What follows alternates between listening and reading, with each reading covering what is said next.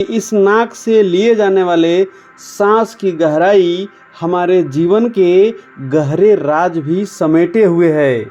हमारी दिनचर्या पूर्ण रूप से हमारे सांसों पर ही टिकी रहती है।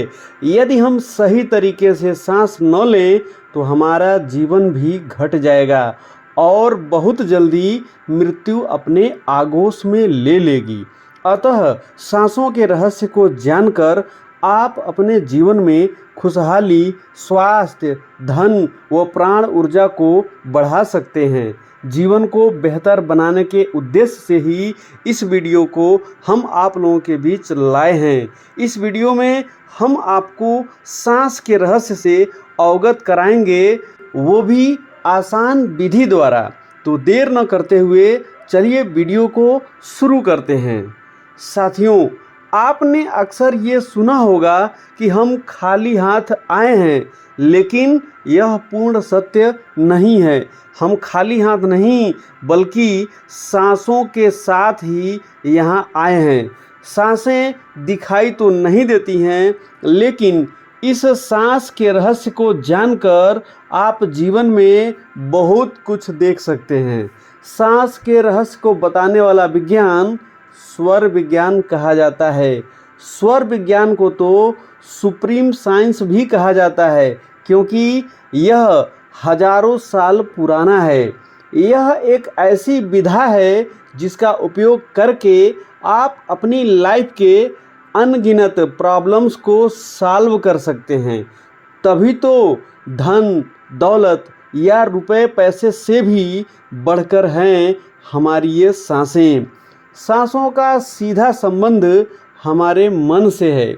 इसका मतलब यह है कि सांसों की गति पर नियंत्रण करके हम अपने चंचल मन को सही दिशा दे सकते हैं, क्योंकि आप अपने जीवन में हारेंगे या जीतेंगे, सब मन के ही कारण संभव होगा।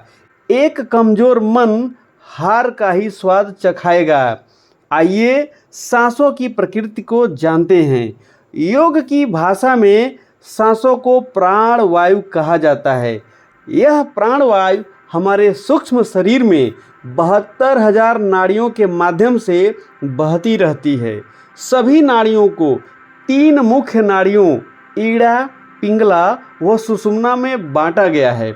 इनमें ईड़ा नाड़ी की प्रकृति ठंडी होती है, जिसे चंद्र नाड़ी या चंद्र स्वर भी कहते हैं।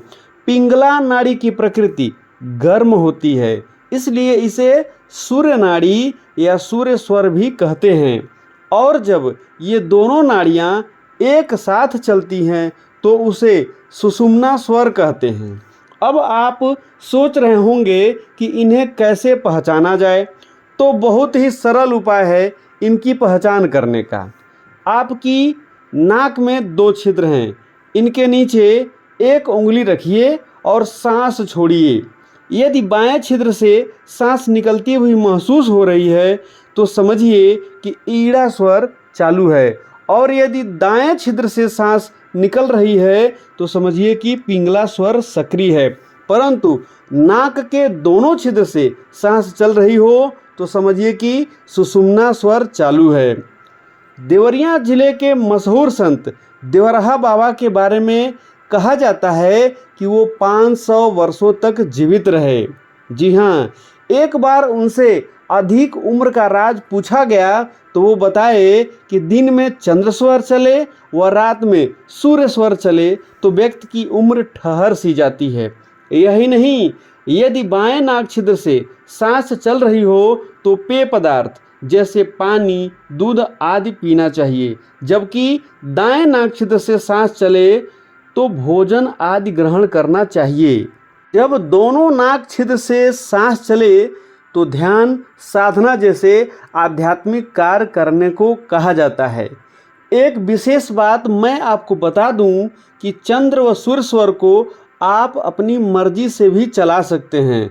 जी हाँ, इसके लिए मान लीजिए ईड़ा अर्थात चंद्र स्वर चल रहा है, अर्थात आपके बाईं नाक छिद्र से सांस चल रही है और आप सूर्य स्वर चलाना चाहते हैं, तो आप बाएं करवट लेट जाइए। इसी प्रकार यदि चंद्र स्वर चलाना है तो आपको दाएं करवट लेटना पड़ेगा। इसके साथ ही मेडिटेशन अर्थात ध्यान साधना के द्वारा भी सांसों पर नियंत्रण करके स्वस्थ व खुशहाल जीवन जिया जा सकता है। साथ ही आर्थिक लाभ कमाया जा सकता है व किस्मत को भी बदला जा सकता है। आज के वीडियो में बस इतना ही। अगले वीडियो के साथ आपसे फिर मुलाकात होगी। तब तक के लिए आप सभी को धन्यवाद सहित नमस्कार।